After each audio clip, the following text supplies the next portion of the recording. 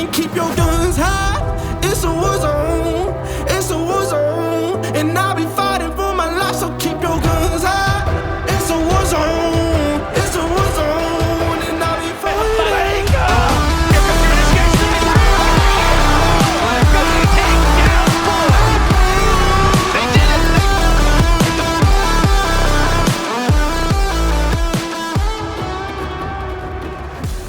롤에 대해서 모를 수는 있어도 페이커는 모를 수 없다. 페이커 이상혁 여러분들이 어쩌면 모를 수도 있는 페이커의 정보들 지금 바로 시작하겠습니다. 페이커 1996년 5월 7일생으로 서울특별시 강서구 가양동에서 태어났다. 그는 서울 등원초 등원중 마포고를 다녔지만 고등학교 2학년 데뷔를 하게 되면서 마포고등학교에서 중퇴를 하게 된다. 들리는 후문에 의하면 재능을 알아본 선생님이 먼저 중퇴를 권했고 아버지를 직접 설득했다고. MBTI는 ENFP라고 한다. 어린 시절 가정사로 인해 할머니와 아버지 그리고 남동생과 함께 살았다고 한다.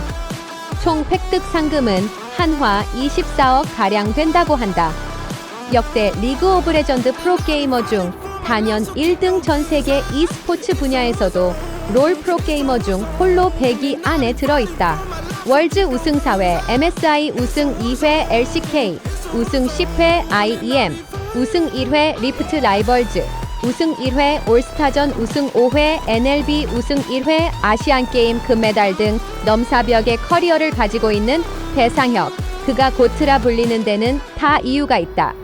그는 시즌2 솔로 랭크에서 고전파라는 닉네임으로 유명세를 알렸고 그의 솔로 랭크 1화도 아주 유명한데 일반 게임을 즐겨 하던 페이커는 더 이상 큐가 잘 잡히지 않게 되자 솔로 랭크를 시작했다. 일반 게임의 MMR이 너무 높아져서 더 이상 잡히지 않게 된 것. 페이커는 게임을 처음 시작했을 때 돈이 없어서 스킨을 사용하지 못했었는데 노 스킨에 익숙해져 이제는 스킨을 쓰는 게 이상하다고 한다.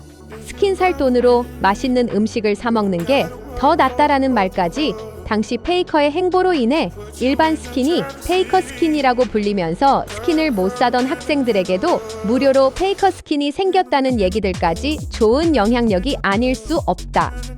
그 당시 솔로 랭크 페이커의 르블랑과 신드라는 좋은 챔프가 아니었음에도 불구하고 상대방에 페이커가 있을까봐 르블랑과 신드라를 고정 밴을 했다는 얘기도 있다. 12년 롤 프로씬에서 누가 가장 잘하는 미드인가 물어보면 앰비션과 빠른별이 꼽혔었는데 페이커는 2013년 SKT T1 팀 소속으로 데뷔를 하며 당시 미절의 미드 절대 자앰비션에게 그 진화라는 명장면을 안겨주었는데 이제 막 데뷔한 고등학생 신인이 LCK 초대 챔피언이자 우승 전력으로 평가받던 CJ 블레이즈의 앰비션을 솔킬내는 장면을 보여주면서 당시 엄청난 충격을 선물했다.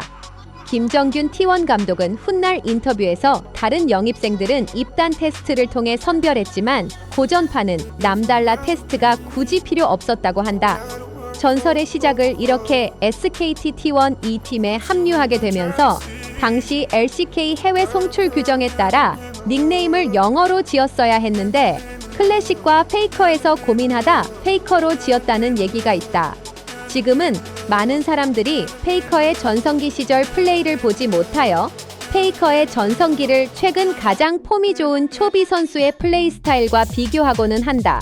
하지만 라인전부터 단단하게 하여 성장 격차를 벌려서 때리는 초비와는 달리 페이커의 전성기 시절 플레이 스타일은 폭주기관차라고 볼 수 있다.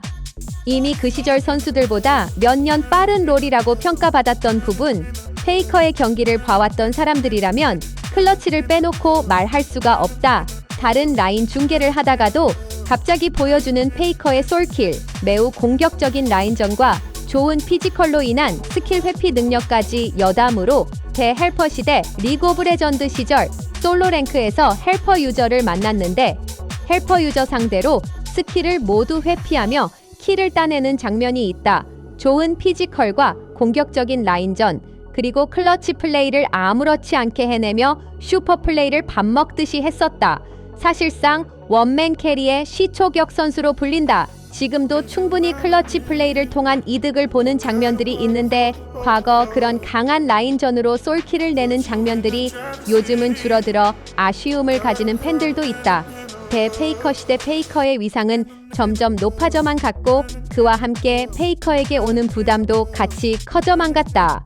과거 롤판 최대의 팬덤 CJ와 SKT 점점 몰락해가던 CJ는 살아남지 못했고 그때 CJ의 팬들도 같이 흩어졌다 그러면서 자연스럽게 가장 큰 팬덤을 보유하게 된 SKT 늘어난 팬덤의 크기.